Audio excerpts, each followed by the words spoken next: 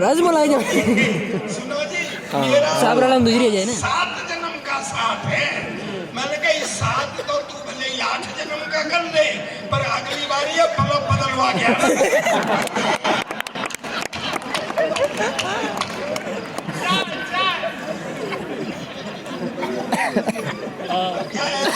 Mobile आ गए, mobile से to मू टू कुम कुम कुम ये आती है। हमारे जमाने में तो भैया धाकड़ साहब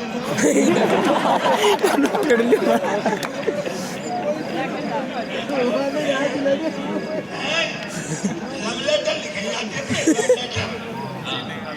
मेरी प्यारी अम्मू,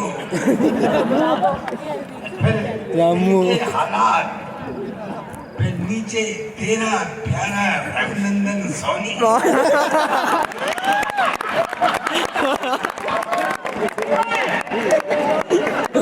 आज उधर यार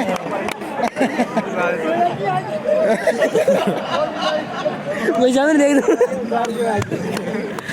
मैं जाओ गए भी हरी नहीं निकाल दी फेंकने जाते थे। शाम को जूते चल गए, शर्मा जी क्या फेंकी और वर्मा जी क्या गिर गई। ये मेरे शादी वाले आए देख के चले जाए, मेरे शादी वाले आए देख के चले जाए। मैंने कहा यार कोई फॉल्ट है। मैंने घर वालों से कहा मैं लड़की देखूंगा। बोले तू क्या देखेगा, हमने देख ली नहीं वापस ठीक वो मेरी रही है, देख तुमने नहीं। दिखाने ले गए, सीन बनाओ, ऐसे वो लड़की खड़ी, ऐसे मैं खड़ा, ऐसे वो होने वाले ससुर जी खड़े जो बाद में नहीं हुए। नहीं पड़ गया था ना।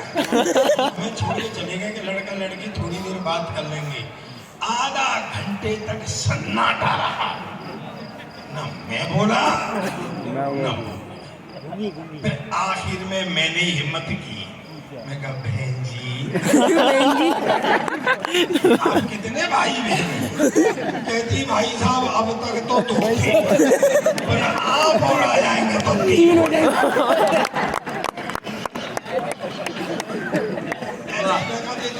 बिल्कुल हीरोइन जैसी है, ये मेहमा चौधरी जैसी है। फिर भी सुहागरात को हाथ कांपते थे घूंघट उठाने में कि कहीं मेहमा चौधरी की जगह महेंद्र सिंह चौधरी। लेकिन दोस्तों एक पीछे तक सुनना मेरी बात तो शक्ति विराजमान है। बच्चे उससे छोटे नौजवान ब्लैक वाइट ना सही ना जैसा मेरे भाई ने बताया। मैंने रेडी यात्रा की है। मैं हिस्टोरिकल बैकग्राउंड पर लिखता हूँ, मेरी लिखी हुई पुस्तकें टेक्स्टों में है। आज भी सोने से पहले 15 मिनट पढ़ने की कोशिश करता हूँ। मेरी बात को तालियों से रिसीव करना, हाथ खड़े करके पीछे तक। जितनी उत्तम वैवाहिक संस्था अपने हिंदुस्तान की है, ऐसी न किसी देश की है न किसी समाज।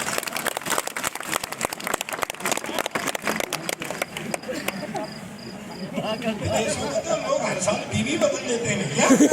नहीं भाई ये फैसिलिटी इंडिया में नहीं है। अपने तो जो पल्ले पड़ गई सो पड़ गई।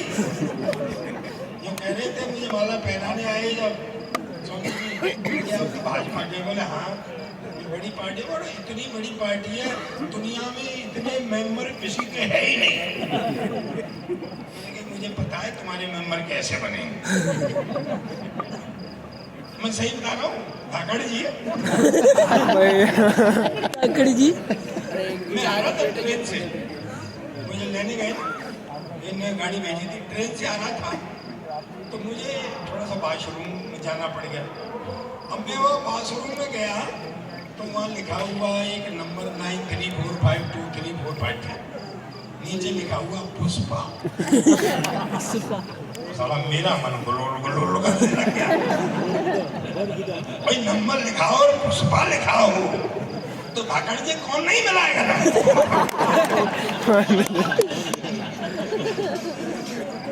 अभी तक पीछे तक हाथ खड़े करके तालियां नहीं आई है। पहली बार कह रहा हूँ, अगर बात पहुंच जाए तो पीछे तक तालियां हाथ खड़े करके मेरी माता बहने भी सुनना।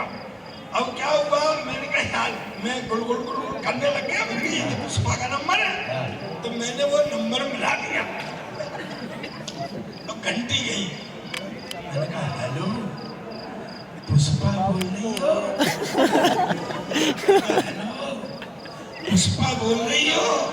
उधर से आवाज आई, भारतीय जनता पार्टी की सदस्यता लेने के लिए धन्यवाद।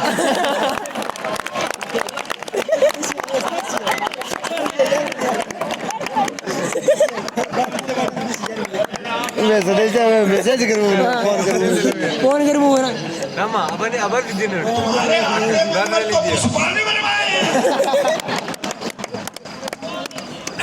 अभी पेमेंट इनके पास ही पड़ा है। भारतीय जनता पार्टी से बढ़िया पार्टी नहीं दुनिया में।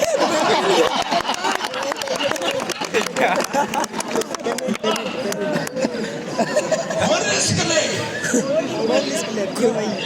और सोनी जी से बढ़िया चेयरमैन नहीं। और धाकड़ जी से बढ़िया चेयरमैन है ना अब कल बाबा में कोई संकट नहीं है। सर ये अपना देख, छोटे छोटे बच्चे बैठे हुए, इतना टाइम हो गया। मैं तो बैठा बैठा ये सोच रहा था कि शाहपुरा के बच्चे अगर रोज इस टाइम तक जगते होंगे, आप अपना सोच रहे हैं। मतलब है सुबह स्कूल जाने में परेशान कर।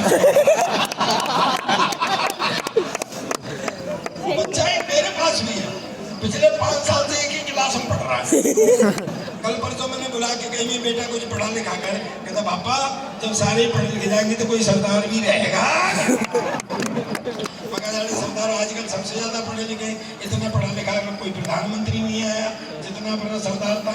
कहता क्या खा के पढ़ा लिखा था? मैडम की बात मानता था। मैडम की बात तो ये सारे ही सरदार मानते, घर में किसी की नहीं चलती है। तो मैंने कहा बेटा भाइयों में उठने बैठने काबिल कर, कुछ ऐसा कर जिससे मेरा सिर ऊंचा हो। पता है रात के 12 बजे 2 तकिए लेके मेरे सिर के नीचे लग गया। मैं कहा साले तू क्या कर रहा है? कहता तू ही तो कह रहा था कि मेरा सिर ऊंचा कर। ऐसे नहीं, पढ़ाई लिखाई में कुछ ऐसा करे जिससे मेरा सिर ऊंचा हो। तो सुबह तड़के आ गया, बोले पापा आज मेरे स्कूल में एनसीसी वाले अफसर ने आना है लड़का सेलेक्ट करने के लिए, भाई कुछ जनरल नॉलेज के बारे में बता दे। मैंने कहा बेटा एनसीसी वाले अफसर तो रिटायर्ड मिलिट्री अफसर होते हैं, देशभक्ति की बात ज्यादा करते हैं, फिर से ये भी पूछ सकते हैं देश आजाद कब हुआ था? तू बता देना। सन 1942 में तैयारी थी होने लग गई थी और 47 में हो गया था। और मैं ज्यादा से ज्यादा तेरे से ये पूछ सकते हैं कि भाई इसमें योगदान किसका किसका था, तो तू बता देना। मैं से सारी कई योगदान था, चंद्रशेखर भगत सिंह जैसे लोग